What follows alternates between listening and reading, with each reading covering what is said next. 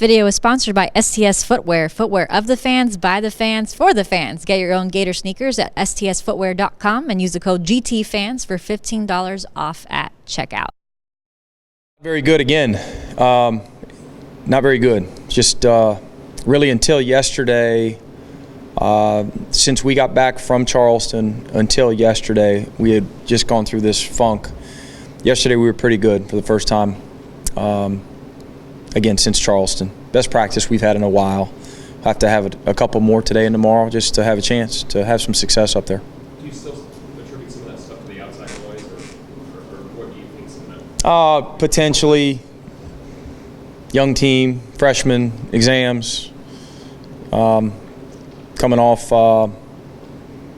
the first taste of success, probably. A lot of factors involved. Wes Glover been real good so far. Not the biggest name in the freshman class. Yeah. But he's seemed to have adjusted to the college game pretty quickly. What did you see in him so far that it seems like they have a lot of confidence in him already? Yeah, he's got a chance to be a very good player here. High level speed, quickness, confidence, got some toughness, can make a shot, pressure the ball. He's different. He's different than the rest of our roster, and he's going to continue to earn opportunity if he maintains his his approach to practice and work.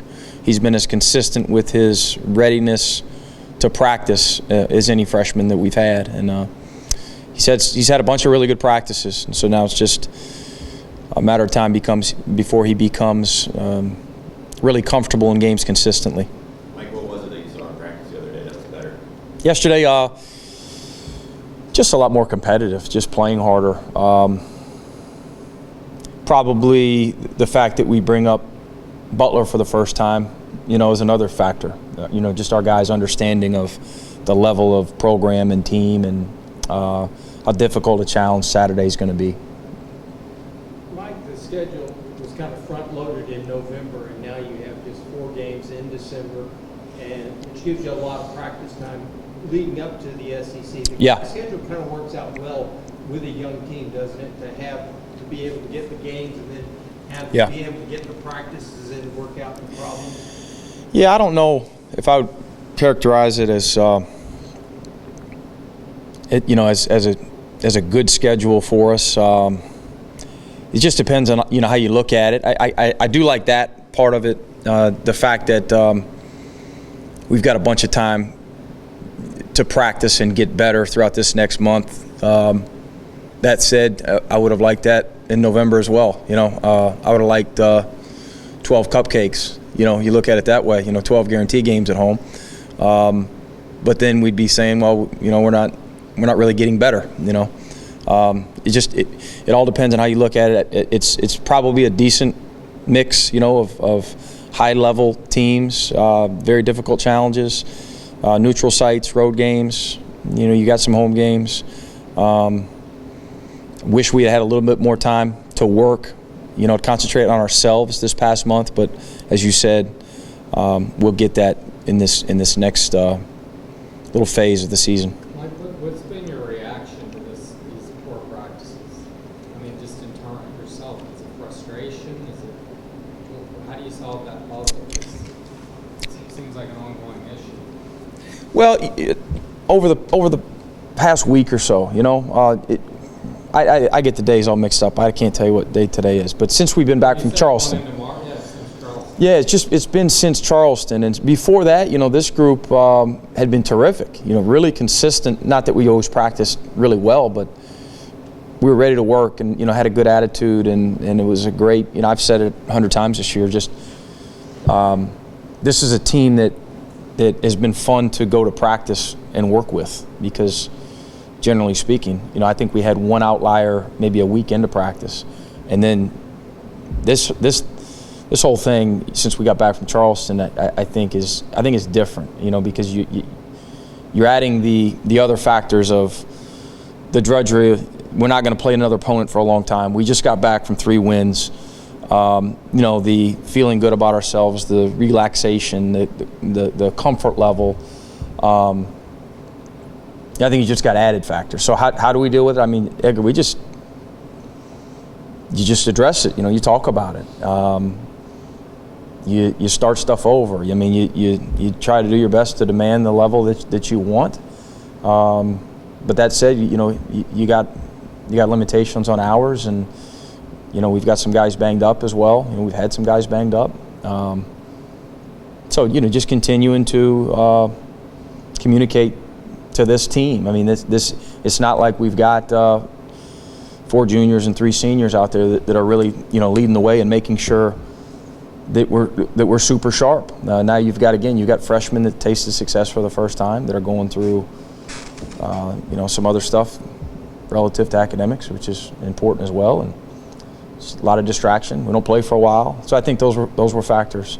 KJ, Andrew, a couple of our leaders stepped up yesterday. I think that was a big factor for us in being a little bit better, more sharp. Have you guys been able to identify anything with KJ in terms of why the foul trouble is kind of a thing? I think that he's got to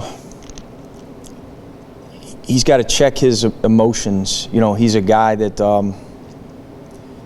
can be emotional. He plays with a certain level of fire. He's really competitive, and he's got to be beyond poised and composed for us, because we need him. We need him on the floor. I mean, a couple of his fouls in the last one were him rotating and helping someone else that got beat off the bounce. Not necessarily careless, just collectively we've got to be better to help him, limit fouls. What kind of opportunity is this? Oh, huge. I mean, we've got a bunch on our schedule. At this point, it's about development, it's about growth. We'd like to win some, obviously. Great opportunity. This team is terrific. Kamar Baldwin, I would argue there's not a better guard in college basketball. He is fantastic. Any way you look at it, offensively, defensively, off of ball screens, isolations, ball security, wreaking havoc defensively, rebounding, posting, the way he's shooting the ball, efficiently from 3. He's really good. The environment's going to be off the charts. This is a team that's, a legitimate top 20 team, going to be a tournament team, as good defensively as any team in the country. We better go up there and space and execute and cut and share it, or points are going to be very hard to come by. This is more big picture than so much about your team, but a lot of people out there are seeing the dip in the 3-point shooting percentage in this, and they are saying that's because of the line changing. Mm-hmm. I just want to get your thoughts on that. Do you think it's that cut and dry, and what are you noticing? Is it affecting the way people are? Because it's down 20% across the board. I mean, guys like Kamar and Sean aren't seeming bothered by it. Should be 45%, but everyone else is down around 20%. Well, I guess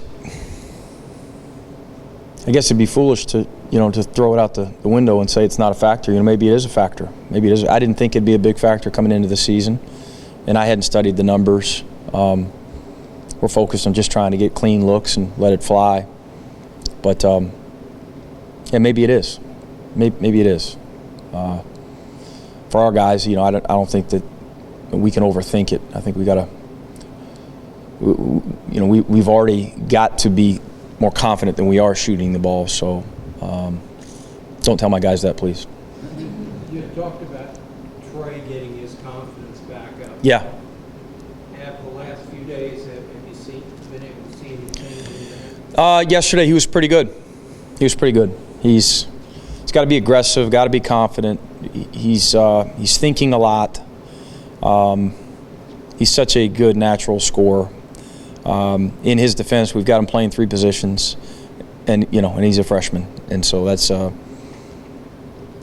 not always the best recipe, but that's we're trying to provide him opportunity to steal minutes at the 1, 2, and 3, and our 2 and 3 are interchangeable, but he's got to learn all our spots and all of our actions from multiple positions. I'm not trying to give him an excuse, but he is. He's had a lot of possessions where I think he's overthinking it, and it's been communicated very clearly. We want him to be aggressive and assertive and confident. And when he's playing with confidence, he's hard to guard, in practice at least. Hopefully we'll see that in some games. So Mike, the youth, you mentioned the practice, but maybe there's not like the leadership to make sure that's longer. Is that just more of an issue than you expected, or do you think that's from the outside, maybe people's expectations were like, oh man, these guys will be ready to go right away, and this is just the reality of having such a young team? Yeah, I think so. I mean, we knew we'd have to have elite leadership from KJ, and 3 sophomores would have to play and work and lead beyond their years. And then we have 2 redshirt juniors that are older, just haven't. Heck, half the time we've practiced, they've been in the training room. So you take them out of the equation really until the last. Gat was out there yesterday for the first time in a long time. So yeah, I mean we've got babies out there. We've got 5 freshmen and 3 sophomores and 9 new guys, and yeah, it's part of it. It's part of it. That said, though, Edgar, again, until we tasted that success in Charleston, this group had been really sharp in practice. Definitely more so than last year's team. So we showed signs of freshmen and sophomores working at a high level. At a level that was pleasing to the staff. Just took a big step backward when we got back from Charleston, and hopefully regained some momentum yesterday. I just meant just in general, with the season, the practices, maybe some dips. It's just been a little more of that and steady. That was all I was getting at. Was that this is kind of some growing things, I guess. Oh yeah, absolutely. As a staff, we maintain optimism that we can be a lot better in a couple months. As long as we do what we did yesterday. We come to work and we come to improve, and we deal with successes and failures, and understand the big picture is growth. No, I don't care what anyone wrote or said or assumed. I didn't anticipate us scoring 85 a game in the first month of the season. No, didn't. No, I anticipated some other things. A couple things catch you off guard every year with regard to how you wanted to play, how you need to play, how you have to adjust. And with this team, very, very difficult in July, August, September to say, I think this is how we're going to end up playing without evaluating it under the lights, on TV, in front of fans, because of so many new pieces. Again, our only senior is brand new, and we're still learning him. And he's still learning us and his teammates, and so. Yeah, offensively, we still remain very much a work in progress. I do like we're at a lot more than I did, 3 weeks ago. Still have a ways to go. Defensively, we've been pretty good. Not as good as Butler. Butler's been fantastic defensively, but we've been pretty good. Mike, going back to Trey, with Quez coming along, do you start to shift more Trey's focus to just the 2 and 3, or does Trey do things at the 1 and nobody else can kind of do it? He's going to play multiple positions. Yeah, he's going to continue, especially in an effort to get him going. Until he really settles in, and it takes freshmen time to settle in. Everyone goes through their own process. We had freshman bigs that didn't get a lot of opportunity, and then got some opportunity and played really well, and then didn't get as much opportunity in the last game because Bassett stole their minutes in practice. Quez Glover has kind of settled in a little bit. Now I hope he maintains that, but I think it'd be naive for me to think that he's going to be crazy consistent the rest of the year as a true freshman. I hope he is. with Trey, he just hadn't quite settled, and when he does settle in, then we'll pursue that, the maintenance of that. But in an effort to have him settle in, I don't know whether it's going to be at the 1, at the 2, at the 3, on the ball, off the ball, or a combination of, we're just throwing it all at the wall right now, in an effort to help him get going. And some of it's on him, some of it's on me, some of it's on his teammates. It's all of us. We gotta help him get going, but that's not the biggest factor either, because we've all got to get in a better offensive rhythm. He's just the one, to me. There's a few that stick out that probably individually could give us more offensively. None more so than him, of course, because of his talent and because of he's just had several practices, including yesterday, where he scored as well as anybody in the court.